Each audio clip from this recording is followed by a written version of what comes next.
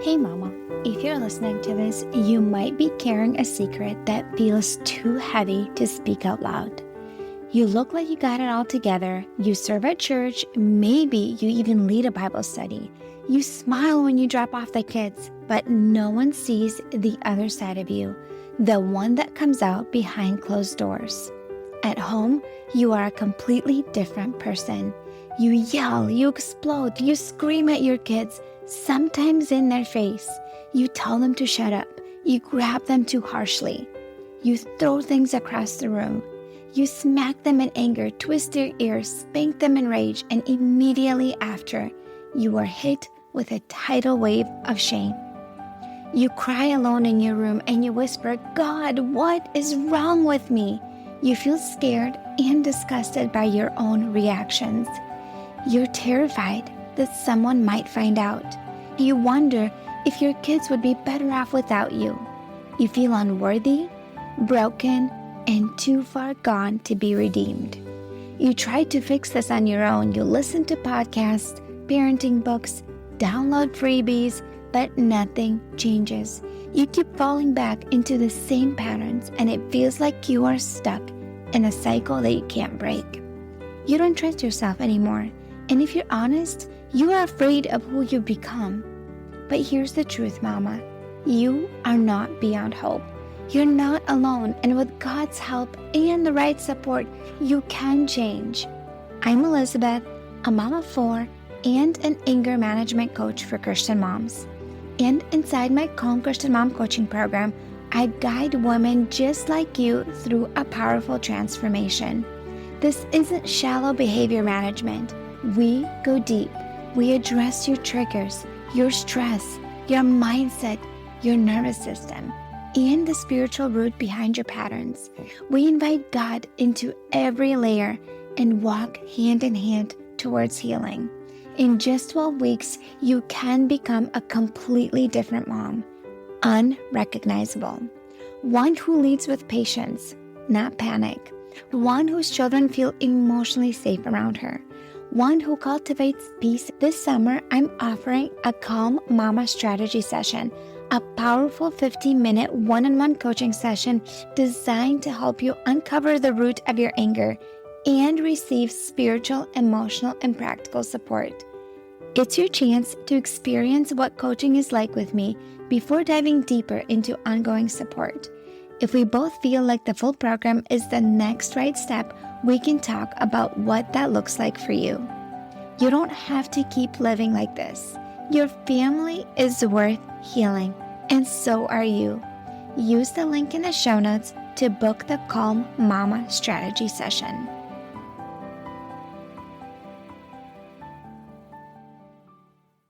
My friend, welcome back to the podcast. I know it's been a minute. It's been 2.5 months since I last recorded an episode for you. And today is the first full day my kids are in school. And I am recording this episode and planning on releasing it today. I'm just so excited to be back. As you can hear in my voice, I am sick right now. Over the weekend, I came down with something, woke up on Saturday, just sore throat, stuffy nose, just sneezing all the time.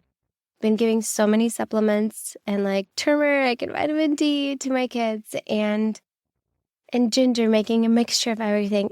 So far, all my kids are healthy. No one is sick, but my husband and I are sick, and so we're not feeling great. And besides the point, I feel good enough to record the episode because I missed this so much. I miss talking to you. I miss creating episodes for you and just missed working. I love my work so much. I love what I do. And in the summertime, I intentionally took time off to be more available and present with my kids. If you haven't noticed, I have new cover art for my podcast. I put up a new cover art. I just wanted some change. And I would love for you to go check out my new website. It's still under the same name, Emotionally Healthy Legacy. If you scroll down in the show notes, emotionallyhealthylegacy.com, you can go find it. It's just, I redid it completely, new colors, and it just looks beautiful, and I absolutely love it. And so I would love for you to go check it out and let me know what you think. So I just wanted to give you a little behind the scenes, kind of what I've been up to this summer before I get back into the podcast full swing. I plan on doing a boot camp in the fall, doing an anger management boot camp for 4 days, similar to the one that we did in the springtime. So watch out for that. If you are new to the podcast, you're really going to enjoy the boot camp. It's all about anger. Where does anger come from? The root of anger, how to break generational anger patterns, simple ways to increase your capacity levels, lower your stress levels. And so it's really, really good. And so look forward to that. And then also, I will want to do a series on my podcast about different types of anger, because there's passive aggressive anger, there's explosive anger, there's anger that just sits there and like dwells for a while and we just ignore. And so like we have the attitude. So I want to talk about those different types of angers and what you can do to help yourself through that with God's help. So look forward to that. So if this is something that you want to learn more about, definitely subscribe to the podcast and come back.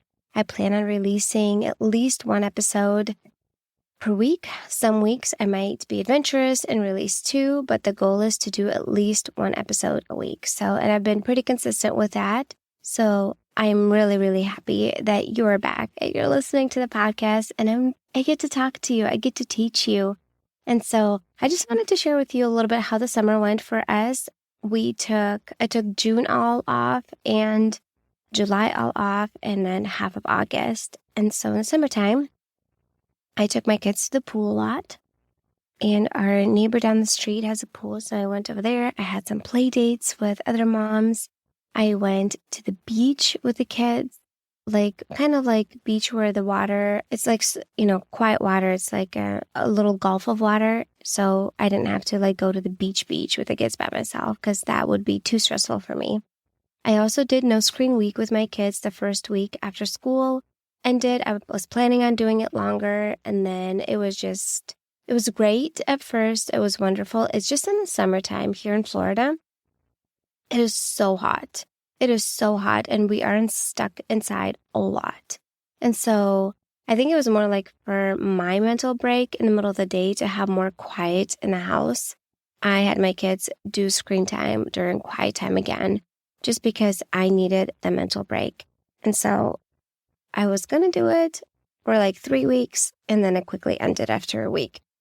But my kids get really creative when I do no screens. They start doing so many more things, playing with each other a lot more, taking out their old toys. So if that's something that you want to do, I would highly recommend. Though I would also mention you need to be in a good mental headspace to do that, because if you are in the PMS part of the week where things are tough, you're more emotional, you're more on edge, that would be a tough week to choose to do that. Thankfully, the first week of school, after school wasn't the week for me like that, so I was able to do it with the kids. Then at the end of June, we went to visit Minnesota. So I was there for 2 weeks, and my husband came for 10 days. And so I traveled there with 4 kids, all on my own. My oldest is 12 and a half, so he's really, really helpful. My other boy is 9 and a half, and then a 7-year-old and almost 3-year-old. She turned 3 in Minnesota. It was a hard day to travel there. Our flight was delayed 3 hours. I was doing really good for a while, actually, really good almost the whole time. And then we got delayed 3 hours. By the time we boarded on the flight, obviously all the kids are hungry, and I had a bunch of snacks, but it was helpful that they had screens on the flight. The hardest part was the toddler. She did not nap. And so by the time we boarded on the flight, it was 9 p.m. Florida time, Eastern time. And so it was a 3-hour flight to Minnesota and to visit family. And it was just, she was overtired. She was feeling cranky. Thankfully, her brother was sitting right in front of her. So when she was pushing on the seat, it was just her brother, not some stranger. And she was jumping and up and down. She wasn't interested in watching things. I was feeling really overstimulated and feeling really overwhelmed, just because I was on with the kids from 3 p.m. Once we got to the airport, we came a little early, right, with the kids. And then we had a 3-hour delay So I was just like on for like 10 hours straight without a break, because obviously you can't really take a break. You're at the airport with the kids, and the toddler doesn't sit in a stroller anymore. She just runs around, and if I strap her in, she screams. And so just being on for 9, 10 hours, it was feeling really exhausted by the time we needed to land. Oh yeah, and then she wanted to go to the bathroom, and when she sees the toilet, she's like, no, I don't want to go. And I didn't grab a diaper because I should have. On the way back, I did because I didn't think we were going to get delayed. Well, here we are.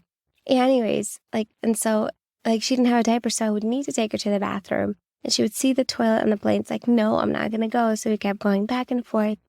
And I was just feeling so worn out, feeling so exhausted. By the time we were landing, she needed to buckle, and she didn't. She kept unbuckling. Try to buckle her, and as the plane landed and they pressed the brakes, she unbuckled and she flew right between the seats and then started screaming and crying. I pick her up, trying to comfort her. It was dark on the plane, thankfully. And I pick her up, and she tries to get out, and she gets up and hits her head right in my cheekbone. And that hurts pretty bad when she's doing it in full force. And then feeling physically hurt, I'm feeling so overwhelmed, so overstimulated. And I start crying, and she's screaming, and I'm trying to comfort her, and I'm crying because I'm feeling so overwhelmed. And typically for things like that, my husband and I tag team. And so it was just feeling really, really hard. By the time we landed, she fell asleep in my arms. It's like, okay, awesome, great. I'm glad she finally fell asleep. And it was just really, really hard. I had one of those wagon. Did we even we didn't even grab a wagon. I don't think we even had a wagon. I thought I wanted a wagon, but maybe we didn't grab a wagon. But it was just challenging. By the time we got to the car and just came to my parents' house, I was so done, so feeling overwhelmed. It was 1 a.m. Central Time. So we were just traveling a lot. And I just want to say, if you're traveling with little kids, especially on your own, mama, I feel you. My heart goes out to you. I know how hard it is. And if anybody is giving you dirty looks, they either don't have kids or haven't had kids in a very long time, haven't been around kids in a very long time, and they don't remember what it's like. And so I just want to say, you're doing a great job. You're doing your best. And you're amazing. And what you're doing is hard. And I just needed to remind myself, you're doing your best. And she's doing her best to the mental and physical capacity. I think towards the end, when she kept unbuckling herself right before we landed, I was getting super frustrated. And I said, sit down. And I was really firm with her. And then she started to scream and, cry even more. And then and then I feel bad, right, for being rough.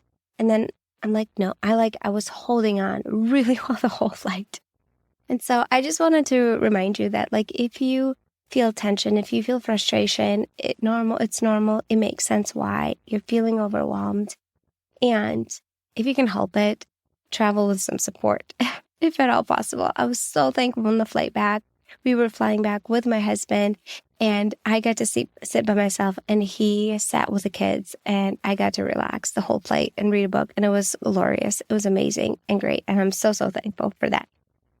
In Minnesota, we had a lot of fun. We got to see family. We got to go fun places. We visited people. It's the funny thing. When you live there, people don't want to get together with you as often, or at least don't care to make an effort to. But when you visit, everybody's like, oh, come over. We want to hang out with you. So that was fun. We got to visit our old neighborhood. We went to Valley Fair. It's like a theme park outside. We got to see a lot of fun things and get together and go to the pool and to the lake. And I got to see some old friends and get together for lunch dates. And it was just really fun. We had such a great time. Though, being an introvert, I would need moments to literally just retreat. I was feeling overstimulated and needed alone time so badly by the time we got home that when we got home after the trip, I'm like, okay, we're staying home for a full week. We're not going anywhere. We're not doing anything. We're just staying home because I just need a break from like going places and seeing people. And then we were home with like another month before the kids went back to school, like 5 weeks. And so we went to the beach with the kids. We went to pool dates, play dates, and it was good. It was good. The summer was good. In the little cracks of time, I would work on my website, and I launched that. The other week, we went to a friend's house. They have a little lake, and they have a jet ski, and we had so much fun. My husband and I both got to go on the jet ski and just have fun, and really, really enjoyed the summer.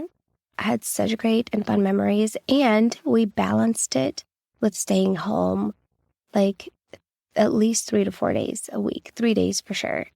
I needed to have days in between where we just stay home and not do anything. And so if we had plans to go somewhere 2 to 3 days a week, we would go somewhere and get together with somebody.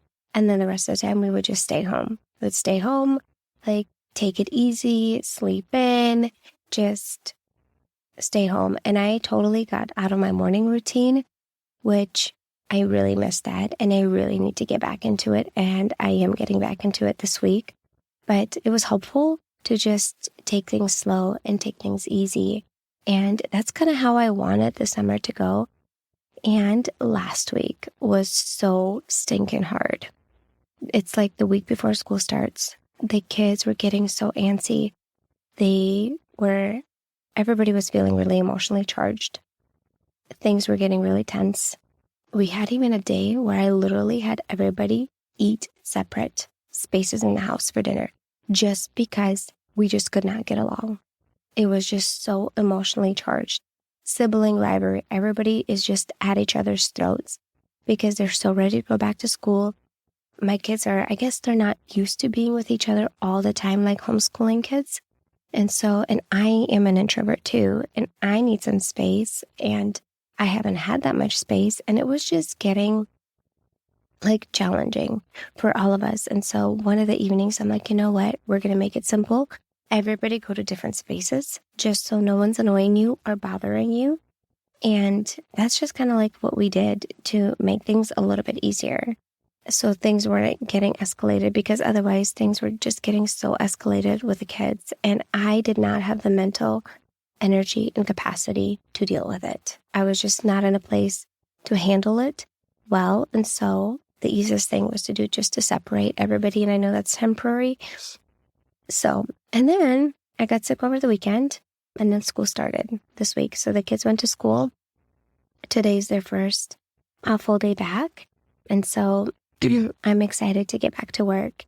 One of the things that I wanted to kind of touch on that I'm going to be experiencing with you if you have preteens and teenagers.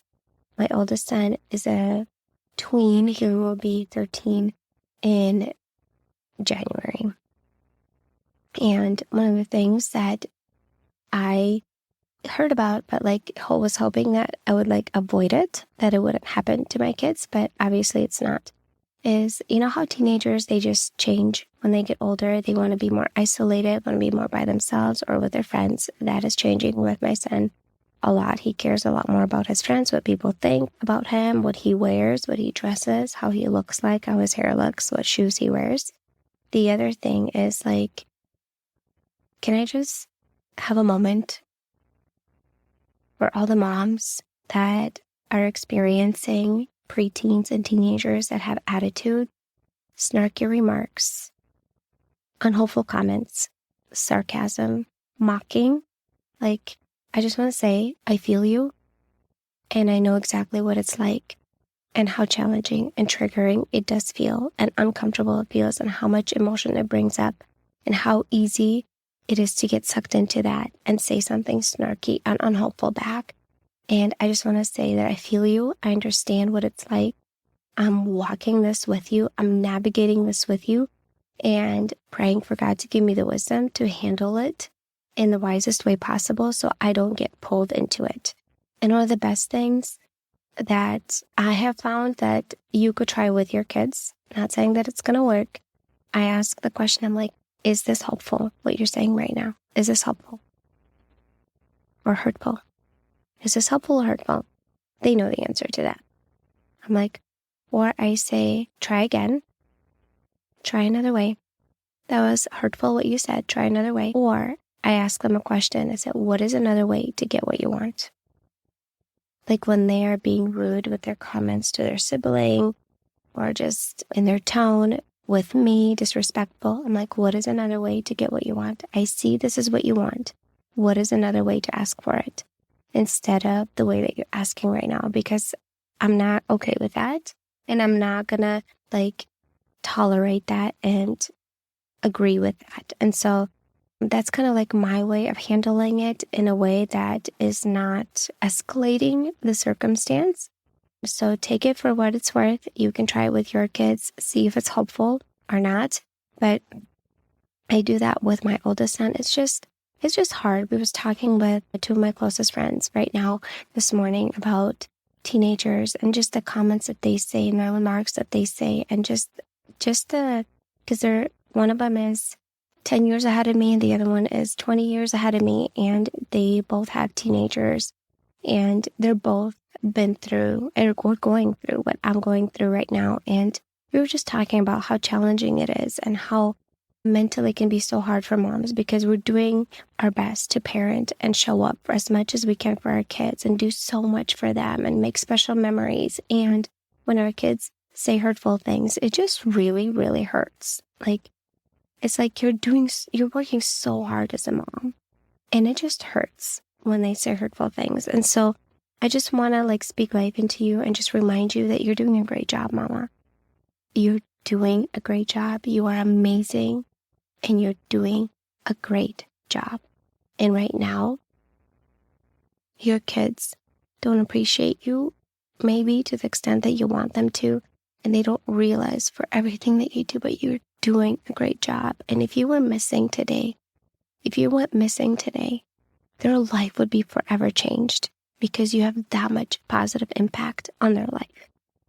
And that is one thing. And then the other thing is they won't truly appreciate everything you do for them unless you're gone, or when they become a parent themselves and they realize how much effort and work it was for you to do everything that you did. For me, when I realized everything my mom did was when I became a parent.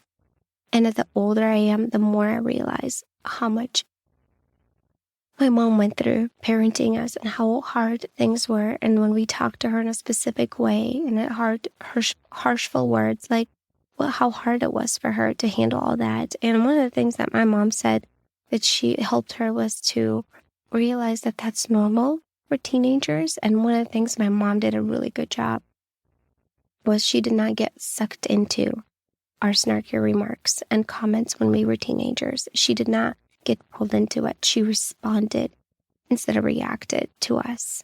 And that was so loving. And now I can see the value of that as an adult, as a mom. So I just want to say that you're doing a great job. You're a wonderful mom. Your kids are so blessed to have you. And if you're listening to this podcast and you're here because you struggle with anger, because you find yourself feeling really reactive, maybe it's even aggressive and harsh anger, where you squeeze your kids' necks and twist their ears, or maybe you spank them too hard, or maybe you scream so loud that your throat hurts from screaming because you feel so much rage. Maybe you feel reactive from the moment that you wake up and you realize that it is impacting your family in a negative way so much, and you're ready to make these changes. You're ready to work on yourself. You're ready for this new year and this new school year to be a time where you're working on yourself and you're making changes in your family, because you're noticing that your kids are passing this, repeating these patterns and phrases that you're saying. I want to encourage you that there's hope for change for you. With God's help, there is hope. And I want to help you. I have some space on my calendar for some consultation calls. If you are ready to make changes in your life, if you want to break generational anger, if you want to create peace and calm in your home and be the mom that responds instead of reacts, be the mom that is calm in the storm, Be the mom that can come alongside her kids when they're having hard moments instead of getting sucked in those hard moments. Be that mom that is stable, grounded, and calm. I want to invite you to book a consultation call with me. I would love to connect with you and support you on this journey. There's hope for you, my friend. You do not need to stay stuck. That is a lie from the enemy, that there's no hope for you, that you're unchangeable, that nothing will ever work. I want to encourage you that there is hope and you can change with God's help. There's hope for transformation. He can change you and He can use you to change your children and impact and influence your family in a positive way. So just want to encourage you that if you're here, there's hope for you. And if you're ready to make changes and if you tried stuff on your own and it hasn't worked and you need the support and accountability, I'm here for you. The next step is to book a consultation call. If you scroll down, the link is in the show notes for you to do that. Book a call. Let's chat. Let's have a conversation. Where you're at right now, what are your biggest struggles? What's holding you back? What have you tried that hasn't worked? And what you really want for your family. And if my program is the right fit for you, I will share with you about it and I will invite you. If not, that's totally fine. You get to decide what is best for your family. So I'm praying that God will help you through for the rest of the day and for the rest of the week. I'll see you in the next episode. Hey mama, do you find yourself snapping over the smallest things, like spilled milk or constant whining, then feeling horrible afterwards? If you're tired of losing your temper and you want to show up with more patience, I have something for you. It's a free training called How to Be More Patient with Your Kids so you're not screaming over spilled milk. Inside, I'll walk you through 10 simple things you can start doing today to become a calmer, more Christ-like mom, even on the hard days. To get it for free, just leave a rating and review on Apple Podcasts and send a screenshot to hello@emotionallyhealthylegacy.com. Or if you'd rather skip the wait, you can grab it right now for just $27.